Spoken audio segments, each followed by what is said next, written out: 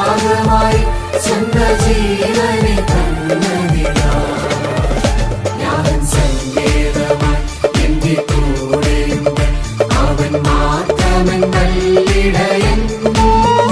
തിരുക്കരങ്ങളാൽ അനുദിനം നടത്തുകയാ, കൃപയാൽ കൃപയാൽ ദൈവകൃപയാൽ ഞാൻ ജീവിക്കുന്നു. കൃപയാൽ കൃപയാൽ ദൈവകൃപയാൽ ഞാൻ ജീവിക്കുന്നു. ദൈവത്തിൻ്റെ അതിപരിശുദ്ധ നാമം വാഴ്ത്തപ്പെടുമാറാകട്ടെ. ഈ അനുഗ്രഹമേറിയതായ ഒരു പകൽക്കാലം വിജയിക്കുന്ന സത്യം എന്ന പ്രതിദിന ധ്യാനവുമായി നിൽപ്പാൻ സർവശക്തനായ ദൈവയുടെ വരുത്തിയതിൽ ഞാൻ ദൈവത്തെ മഹത്വപ്പെടുത്തുന്നു. കേൾവിക്കാരായി കാഴ്ചക്കാരായി ആയിരിക്കുന്ന എല്ലാവരെയും സർവശക്തനായ ദൈവം അനുഗ്രഹിക്കട്ടെ. ഇന്ന് നാം ചിന്തിക്കുന്നതായ വിഷയം സ്പഷ്ടമായി കേട്ടിടും. കുറിവാക്യം ഇപ്രകാരം പറയുന്നു. 1 കൊരിന്ത്യർക്ക് ലേഖനം അതിന്റെ 15-ാം അധ്യായം 52-ാമത് വാക്യം. കാഹളം ധ്വനിക്കും, മരിച്ചവർ അക്ഷയരായി ഉയർക്കുകയും നാം രൂപാന്തരപ്പെടുകയും ചെയ്യും. പ്രിയരെ, 1952 US നഗരങ്ങളിൽ ഔദ്യോഗിക മുന്നറിയിപ്പ് നൽകുന്ന ഒരു പ്രത്യേകതരം അലാറം നിർമ്മിക്കപ്പെടുകയും അത് സ്ഥാപിക്കപ്പെടുകയും ചെയ്തു. ക്രിസ്ലർ എയർ റൈഡ് സൈറനുകൾ എന്ന പേരിൽ അറിയപ്പെടുന്നതായ ഈ സൈറന്റെ ശബ്ദം വളരെ ഉച്ചത്തിലുള്ളായിരുന്നു. ഇത് മുഴങ്ങുന്നതായ സമയത്ത് അതിൻ്റെ 200 അടി ചുറ്റളവിൽ ആയിരിക്കുന്ന ഏതൊരു മനുഷ്യനും അത് ശ്രവിച്ചു കഴിഞ്ഞാൽ ബധിരനായി പോകുന്നതായ ഒരു അവസ്ഥ നിലനിന്നിരുന്നു.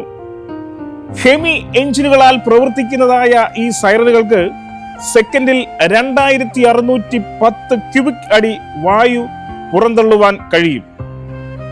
ഈ സൈറൻ മുഴങ്ങുന്നതായ സമയത്ത് അതിന് മുന്നിൽ വെച്ചിരിക്കുന്നതായ ഒരു കടലാസ് കഷണം പോലും സ്വയമേവ ജ്വലിപ്പാൻ തക്കവണ്ണം ശക്തമേറിയതായിരുന്നു ഈ മണിയുടെ മുഴക്കം.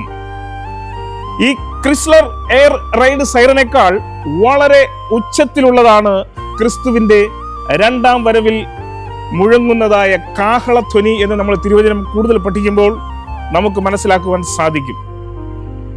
തിരുവചനം ഇപ്രകാരം അപ്പോസ്തലനായ പൗലോസിലൂടെ നമ്മെ ഓർമ്മിപ്പിക്കുന്നു. തെസ്സലോനിക്കർക്ക് ലേഖനം 4-ാം അധ്യായം അതിന്റെ 16-ാമത് വാക്യത്തിൽ, കർത്താവ് താൻ ഗംഭീരനാദത്തോടും പ്രധാന ദൂതന്റെ ശബ്ദത്തോടും ദൈവത്തിന്റെ കാഹളത്തോടും കൂടെ സ്വർഗത്തിൽ നിറങ്ങി വരികയും ക്രിസ്തുവിൽ മരിച്ചവർ മുൻപേ ഉയർത്തെഴുന്നേൽക്കുകയും ചെയ്യും എന്ന് നമ്മെ ഓർമ്മിപ്പിക്കുന്നു.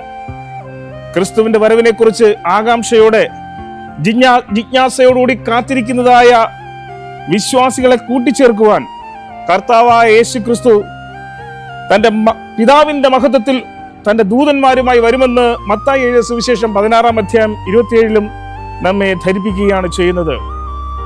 ഇവിടെ അവൻ തന്റെ ദൂതന്മാരെ മഹാധ്വനികളോടുകൂടെ അയക്കും. അവർ അവന്റെ വൃതന്മാരെ ആകാശത്തിന്റെ അറുതി മുതൽ അറുതി വരെയും 4 ദിക്കിൽ നിന്നും കൂട്ടിച്ചേർക്കും എന്ന് മത്തായി എഴുതിയ സുവിശേഷം 24-ാം അധ്യായം 31-ാമത് വാക്യത്തിൽ നമ്മെ ഓർമ്മിപ്പിക്കുകയാണ് ചെയ്യുന്നത്. പ്രിയരെ, ദൈവമക്കൾ മാത്രമല്ല ക്രിസ്തുവിന്റെ വരവ് കാണുകയും കേൾക്കുകയും ചെയ്യുന്നത്, ദുഷ്ടന്മാരും അവന്റെ മടങ്ങിവരവ് കാണുകയും ചെയ്യും. മത്തായി എഴുതിയ സുവിശേഷത്തിൽ 24-ാം അധ്യായത്തിൽ 30-ാമത് വാക്യം പറയുന്നു, മനുഷ്യപുത്രന്റെ അടയാളം സ്വർഗത്തിൽ പ്രത്യക്ഷപ്പെടും. അപ്പോൾ ഭൂമിയിലെ എല്ലാ ഗോത്രങ്ങളും വിലപിക്കും. മനുഷ്യപുത്രൻ ശക്തിയോടും മഹത്വത്തോടും കൂടെ ആകാശമേഘങ്ങളിൽ വരുന്നതും കാണാം. പ്രിയരെ, ഈ ലോകത്തിൽ കർത്താവായ യേശു ക്രിസ്തുവിന്റെ വരവ് രഹസ്യമായിരിക്കും എന്ന് ദുർവ്യാഖ്യാനിക്കുന്നതായ അനേകരുണ്ട്. തിരഞ്ഞെടുക്കപ്പെട്ട ചിലർ മാത്രമേ അത് കാണുകയും കേൾക്കുകയുള്ളൂ എന്ന് അവർ പറഞ്ഞു വഞ്ചിക്കുന്നു. എന്നാൽ കർത്താവായ യേശു ക്രിസ്തു ഇവരെ കുറിച്ചും മുന്നറിയിപ്പ് നൽകിയിരിക്കുന്നു. മത്തായി സുവിശേഷം 24-ാം അധ്യായം 24-ാമത് വാക്യത്തിൽ, കള്ളക്രിസ്തുക്കളും കള്ളപ്രവാചകന്മാരും എഴുന്നേറ്റ് കഴിയുമെങ്കിൽ അവർ വൃതന്മാരെയും തെറ്റിപ്പാനായി വലിയ അടയാളങ്ങളും അത്ഭുതങ്ങളും കാണിക്കും എന്ന്.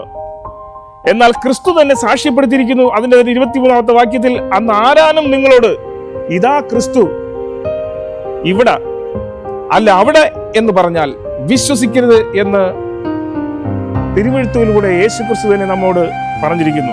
പ്രിയരെ, ഈ ലോകത്തിലെ ഏറ്റവും വലിയ സൈറന്റെ ശബ്ദം പോലും യേശുവിന്റെ മടങ്ങിവരവിന്റെ ശബ്ദമായി താരതമ്യപ്പെടുത്തുവാൻ സാധ്യമല്ല എന്ന് നമുക്കിതിൽ നിന്ന് മനസ്സിലാക്കുവാൻ സാധിക്കും.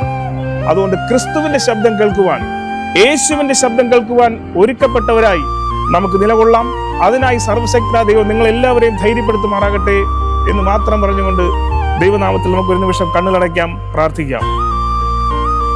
മഹോന്നതങ്ങളിൽ വാസം ചെയ്യുന്ന ഞങ്ങളുടെ സർവ്വശക്തനായ ദൈവമേ, അനുഗ്രഹമേറിയതായ ഈ ഒരു പ്രതിദിന ധ്യാനത്തിൽ ഞങ്ങൾ പങ്കാളികളായിരിക്കുമ്പോൾ നിന്റെ കൃപാസാന്നിധ്യം ഞങ്ങളിൽ എല്ലാവരും ചൊരിയണം.